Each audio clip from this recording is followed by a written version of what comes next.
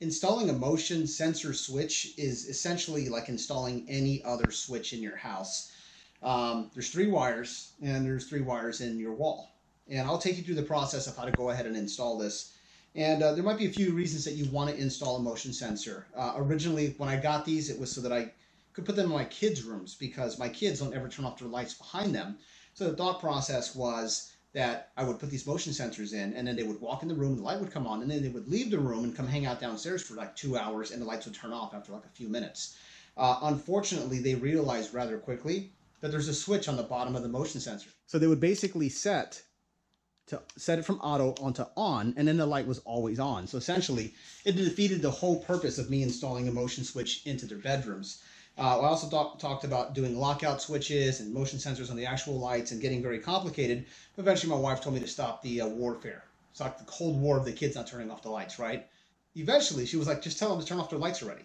Like, get after them. Quit trying to remedy things and solve it with technology and just tell them to listen to you. So the war goes on. I come home from dropping off the kids to school, all the lights are on. Essentially what it means is I have to get off the couch, stop being lazy, walk upstairs, and go check on them to make sure the lights are off. So still working on a remedy. When I find that, I will tell you how to fix that issue. But in the meantime, we're going to go ahead and install this one, and I'm going to put it into my garage. So, I mean, it's a great use in the garage. It's got a motion sensor. Garage door opens, light kicks on, we're walking in the door. The other problem I have in the garage is that the light in the garage is always on. The kids will turn on the light in the garage, and it's always on. So this will eliminate that as long as they don't flip the switch on me again. But essentially what will happen is when we come home at night, garage door opens, light will come on. I walk in the garage for something, light goes on. After a few minutes, light will go. Step number 1 is to switch off the power to the garage. And the way we'll know the power is out is because that light up there is going to go off when I get the power switched off. And mind the dirty garage. I do a lot of working in here. It's kind of like a workshop. So that's the excuse I use for the wife why I don't clean it that often. But when I clean it, it looks amazing. I just didn't clean it for this video. So let's go ahead and turn off the power. Power is now off. Now we can proceed with doing the install. Weird shadows here from the lighting. Anyways, lights are off. Let's go ahead and take off the plate, so we can remove the existing light switch. Flathead screwdriver. I don't know why we still use flatheads. I guess they're prettier to look at. There we go. We're going to save this. Now we're going to use a Phillips head screwdriver to remove the existing switch. So now we're going to tug on it a little bit. And don't worry about these wires. They're kind of really tough. Now you're going to notice though, we got a black and a black, and then we got this exposed one. That's your ground wire. Black and black, usually we see a red and black or something. It's not going to matter in this situation here. It starts to really matter where you have like 2 different switches on either end of the hallway, and one switch goes on and one switch goes off. Then you really have to pay attention.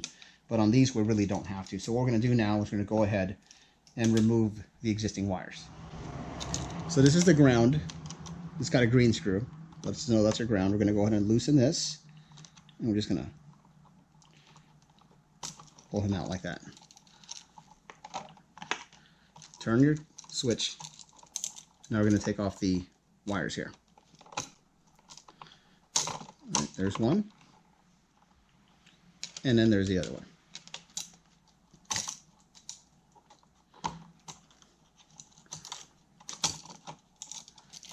There you go. By the way, I'm not an electrician, so if I'm doing something wrong, don't get mad at me. Before we install the new switch, we want to make sure that these wires are straight. Very important. I'm going to show you why here in a moment. Just going to take some needle nose pliers. Just going to straighten them out. Nothing too rocket science. Now we don't need that much wire exposed. I'm going to go ahead and trim off a little tiny piece off the end. And I'll tell you why in a second. But we only need about that much. Now there is a lot of extra in here, but don't go crazy clipping away. Yeah, roll them right up. Liberating, isn't it? I'm just going to repeat with the other wires.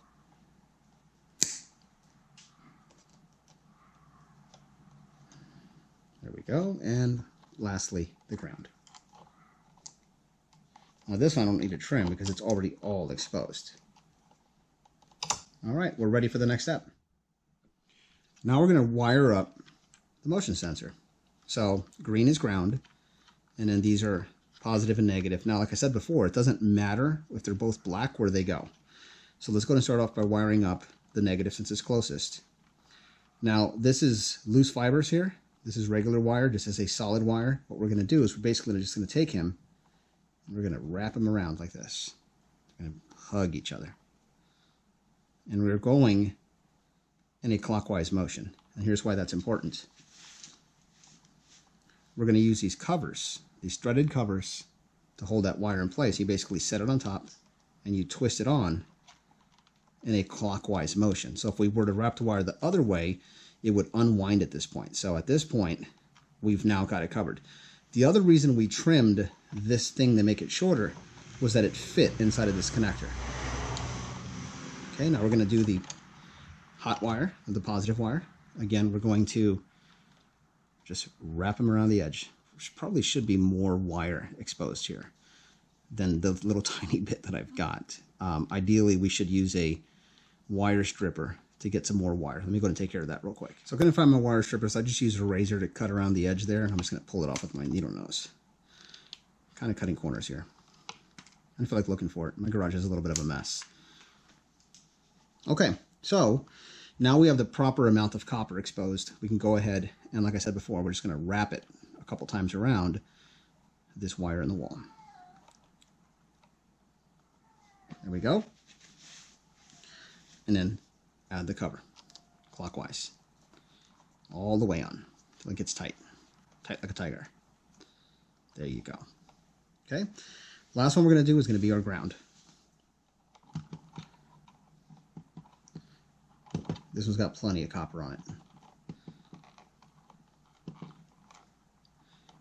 And it's okay if this one's exposed a little bit also, because this is ground. And twist them on.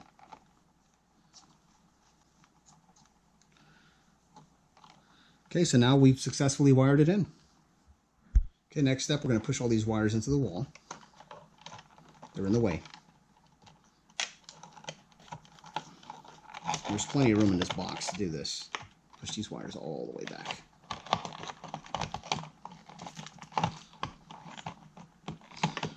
Now you don't want to use electrical tape or something when you're doing this. You want to use those covers that I was using, those screw-on coupler cover things, because during this step, your wires would come disconnected. And then we're going to push the box in. There we go. And then we're going to screw it in place. And we're using the existing box. There's no reason to switch the box out that's inside the wall. Straight up and down. There you go. Now before we put the cover on, we have to adjust the settings on the light. And there's some settings on the side here. Now yours might be a little different, but it will have settings. So the top one is how long the motion sensor will keep the light on after you leave the room, after it stops sensing time. The bottom one is how sensitive it is, from how far away or how much light is required. So if we push it towards down on the sensor, it'll make the sensor more sensitive. We want it to be as sensitive as possible because this is for my garage, which is going to be not lit bright at all. Now, if you're indoors and you don't want it to pick you up from like 30 feet away, you want to put it the other way. The top one here is going to be time. How long does it stay on? So right now, it's set for the least amount of time. This says after about 15 seconds of walking out of the room, the light goes off. So I'm going to push this down. And we can go all the way down, which is 15 minutes on this particular model. 15 minutes of time after I leave the room. Now that's a little much. Let's go and adjust it back up.